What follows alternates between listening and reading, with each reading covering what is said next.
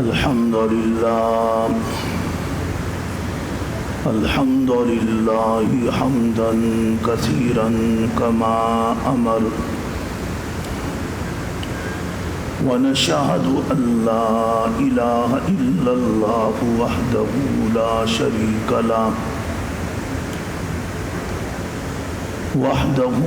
شريك له في الخلق والأمر إرغاما لمن جاهد به وكفر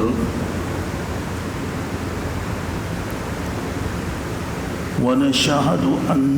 سيدنا وسندنا ومولانا محمدا عبده ورسوله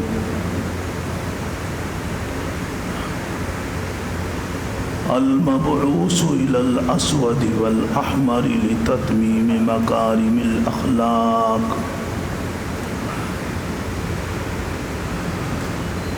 لا يخلق نبي ولا رسول بعده ولا أمة بعد أمته ولا كتاب بعد كتابه صلى الله عليه وعلى آله وأصحابه الذين هم كالنجوم في السماء للاهتداء والاقتداء وهم مفاتيح الرحمة ومصابيح الغرر أعوذ بالله من الشيطان الرجيم بسم الله الرحمن الرحيم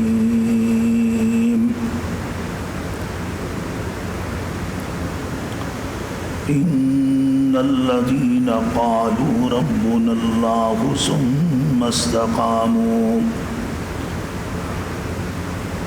تتنزل عليهم الملائكة ألا تخافوا ولا تحزنوا وأبشروا بالجنة التي كنتم توعدون نحن أولياؤكم في الحياة الدنيا وفي الآخرة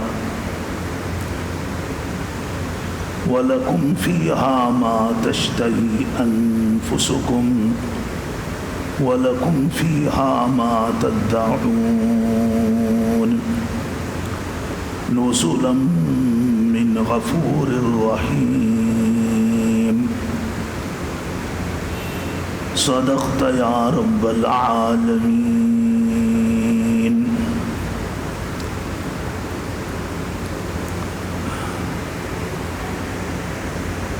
واجب الاحترام گرامی قدر معزز حاضرین محفل،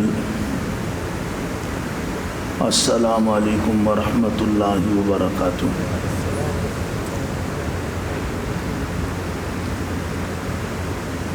آج آپ اور ہم جو اس وقت جمع ہیں، اللہ تبارک و تعالیٰ کی بارگاہ میں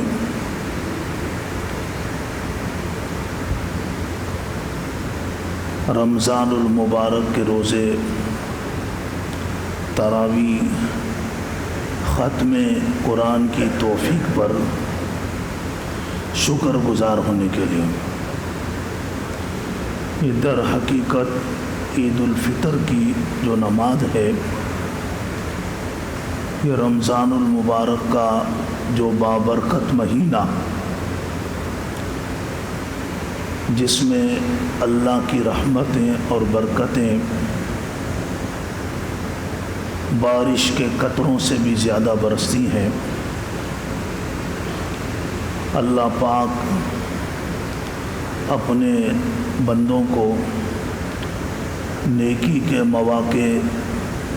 فراہم کرنے کے لیے جو منفی قوتیں، طاقتیں، جنہیں سرکش شیاطین کے نام سے پہچانا جاتا ہے، انہیں قید کر کے انہیں پکڑ کے سلاخوں کے پیچھے ڈال کر اپنے بندوں کے لیے نیکی کرنا آسان بنا دیتے ہیں۔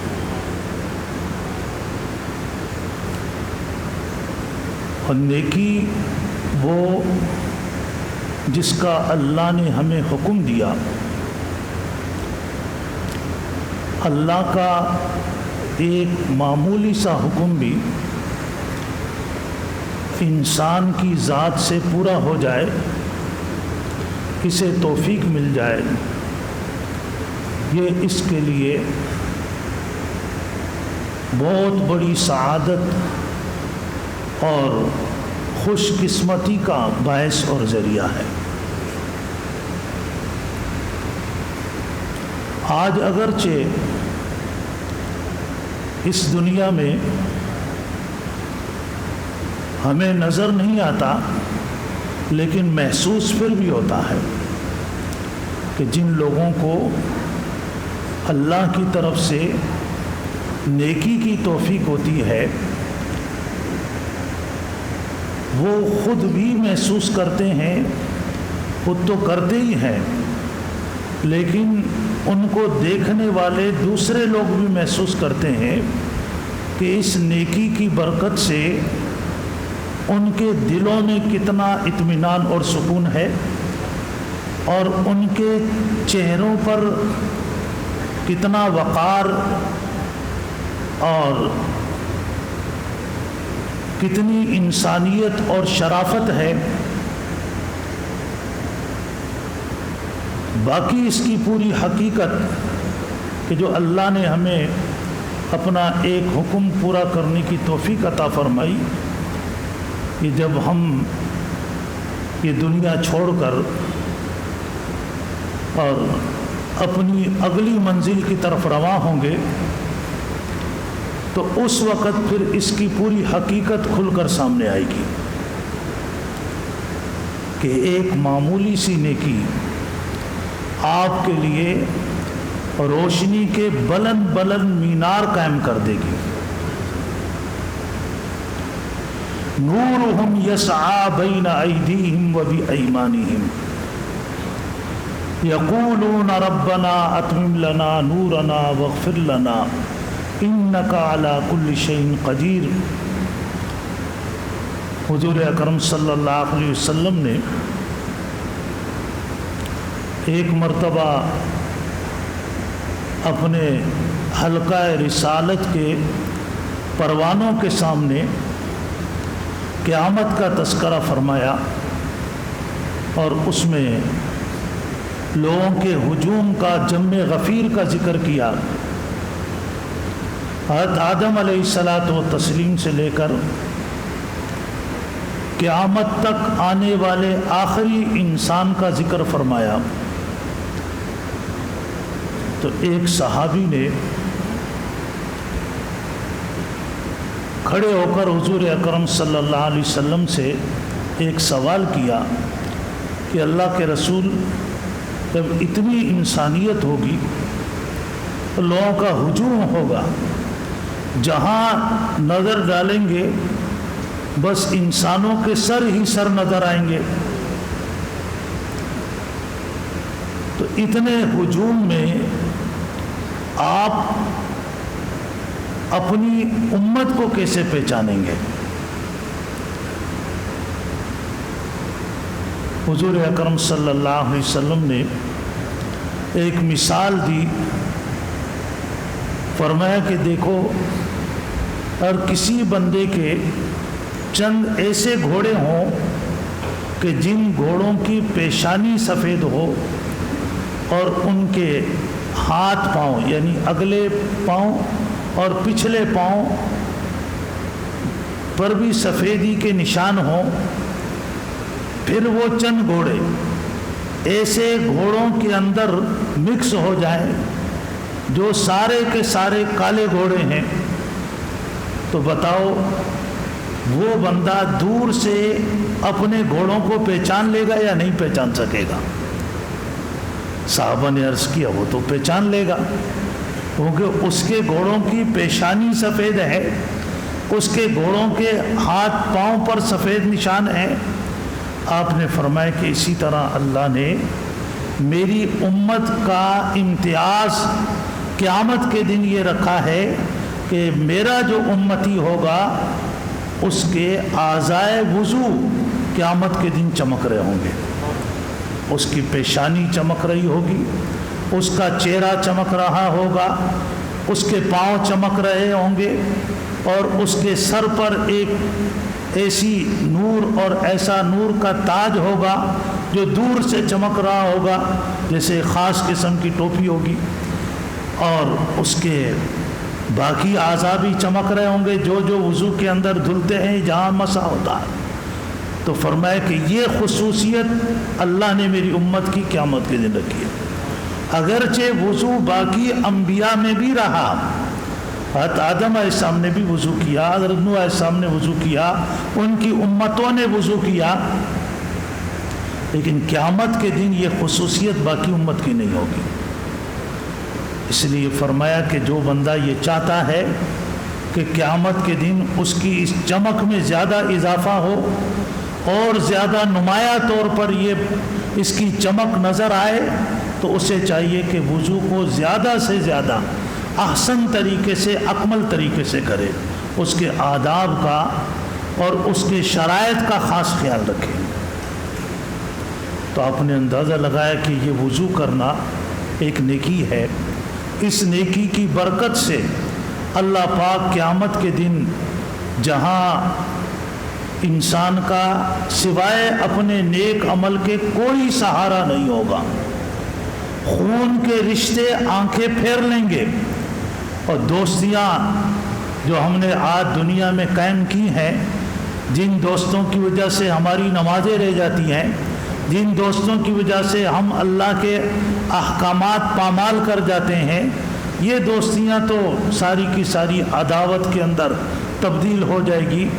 اور یہ ایک دوسرے کو بلیم کریں گے کہ تیری وجہ سے میری نماز نکل گئی، وہ کہے گا تمہاری وجہ سے میرے ساتھ یہ نقصان ہو گیا۔ لیکن وہ دوستیاں کہ جو دنیا میں تقوی اور طہارت کی بنیاد پر قائم ہوتی ہے، جو دوست جس کی دوستی آپ کو مسجد میں لانے کا ذریعہ بنی، جس کی دوستی نے آپ کو نیکی کے راستے پر لگایا، جس کی دوستی سے آپ کے دل میں اللہ کا خوف اور تقوی پیدا ہوا، یہ دوستیں ابھی کل قیامت کے دن انسان کے لیے جنت میں بلندی درجات کا ذریعہ بنے گی۔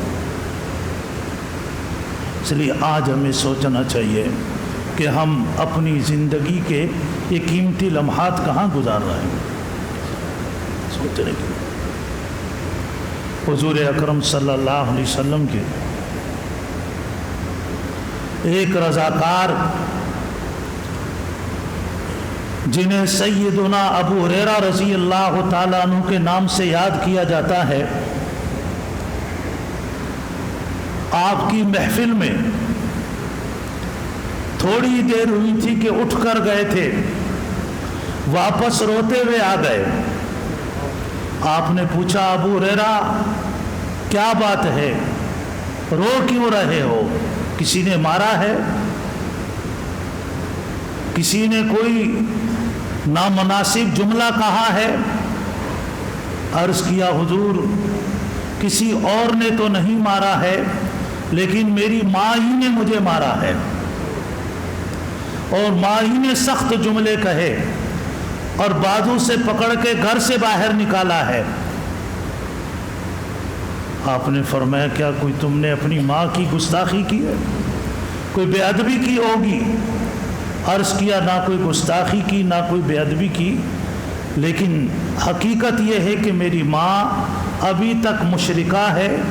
وہ آپ کی غلامی کے شرف سے ابھی تک محروم ہے۔ تو مجھے گھر میں ہمہ وقت اس بات پر تنبیہ کرتی ہے کہ تم حضور اکرم صلی اللہ علیہ وسلم کی محفل میں کیوں جاتے ہو؟ آج بھی جب میں آپ کی محفل سے اٹھ کر